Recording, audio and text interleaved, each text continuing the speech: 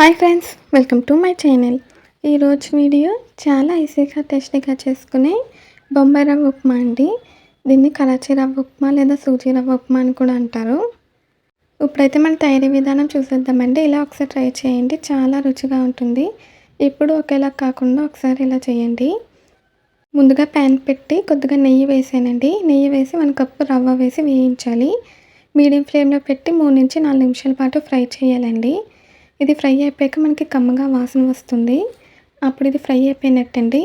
Colour ఏమి change అవ్వకూడదు. Just 3 నుంచి 4 నిమిషాలు ఫ్రై చేసుకుంటే మనకు ఉప్మా అనేది పొడి పొడిగా వస్తుంది. కొంతమంది ఉప్మాని సాఫ్ట్గా ఇష్టపడతారండి, కొంతమంది పొడి పొడిగా ఇష్టపడతారు. నేనైతే ఇప్పుడు పొడి పొడిగా ఎలా తయారు చేసుకోవాలి వీడియో అయితే చేస్తున్నానండి. మనకైతే రవ్వ ఫ్రై అయిపోయింది. దాన్ని ఒక ప్లేట్లోకి తీసుకొని పక్కన పెట్టానండి. నేను నేతిలో వేయించాను, మీరు కావాలంటే ఆయిల్లో కూడా ఫ్రై చేసుకోవచ్చు.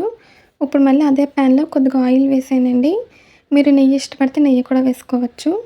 తర్వాత ఆయిల్ హీట్ అయ్యాక పల్లీలు వేసి వేయించాలి. తర్వాత అందులోకి సన్నగా తరిగిన అల్లం ముక్కలు, అలాగే పచ్చిశనగపప్పు, మినప్పప్పు, ఆవాలు వేసి వేయించాలి. మీరు కనుక ఫస్ట్ టైం మా ఛానల్ చూస్తున్నట్టయితే ప్లీజ్ లైక్, షేర్, సబ్స్క్రైబ్ చేయండి. ఇప్పుడైతే మనకి ఫ్రై అయిపోయినాయండి.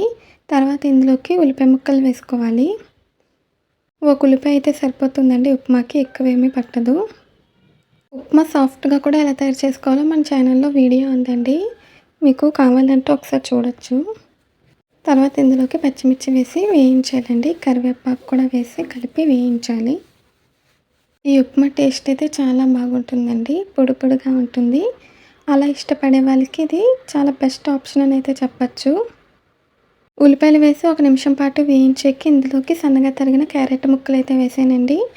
మీరు ఇంకా ఏమైనా వెజిటబుల్స్ కావాలంటే యాడ్ చేసుకోవచ్చు, అంటే బఠానీ, పొటాటో ఇలా ఏమైనా యాడ్ చేసుకోవచ్చండి. నేనైతే ఇంకేమీ వేయట్లేదు, క్యారెట్ ఒకటే వేసాను. మీకు ఒకవేళ క్యారెట్ ఇష్టం లేకపోతే స్కిప్ చేసేయచ్చండి.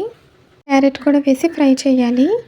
క్యారెట్ వెజిటబుల్స్ కూడా వేసి ఉప్మా చేస్తే మనకి హెల్తీగా ఉంటుందండి, అలాగే చాలా టేస్టీగా కూడా ఉంటుంది. క్యారెట్, ఉల్లిపాయ కూడా ఫ్రై అయిపోవాలండి. ఇప్పుడైతే మనకి ఫ్రై అయిపోయింది. ఇప్పుడు ఇందులోకి 1 కప్పు రవ్వకి 1½ కప్పు వాటర్ అయితే వేసాను. ఇలా చేయడం వల్ల మనకి పొడి పొడిగా వస్తుందండి. తర్వాత ఇందులో రుచికి సరిపడా ఉప్పు వేసి ఒకసారి కలిపి పొంగు రానివ్వాలి. అదే మామూలుగా ఉప్మాకైతే 1 కప్కి 3 కప్స్ వాటర్ అయితే పడుతుందండి. మనం పొడి పొడిగా చేస్తున్నాం కాబట్టి 1 కప్కి 1½ కప్పు వాటర్ వేసాను. ఇలా పొంగు రాగానే మనమైతే రవ్వ అనేది వేసేసుకోవాలి.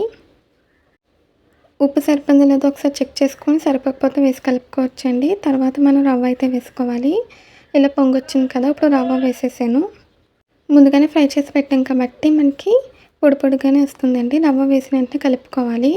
నేనే వీడియో తీసుకుంటూ నేనే కుకింగ్ చేయడం వల్ల వెంటనే కలపడం కావలేదండి. మీరైతే రవ్వ వేస్తూ వెంటనే కలుపుకుంటూ ఉండాలి. తర్వాత చూడండి ఫ్రెండ్స్, ఇదైతే ఉడికిపోతుంది.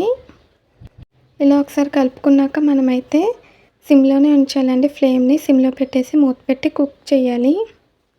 ఒక 5 నిమిషాల పాటు మనం కుక్ చేసుకోవాలండి. అప్పుడే మనకి బాగా ఉడుకుతుంది. ఎందుకంటే మనం వాటర్ కొంచెం తక్కువ వేసాం కదండి. ఎక్కడ కూడా పొడి పొడిగా లేకుండా సాఫ్ట్గా ఉడకాలంటే మూత పెట్టి కాసేపు అలా మగ్గించాలండి. మధ్య మధ్యలో కలుపుకుంటూ ఉండాలి. మధ్యలో ఒకసారి మూత తీసి కలిపానండి, మళ్ళీ మూత పెట్టి మగ్గించాను. ఇలా ఒక 5 నిమిషాల పాటు అయితే మనం మగ్గించాలి. మీకైతే నేను ఉప్మా రెడీ అయిపోయాక చూపిస్తానండి.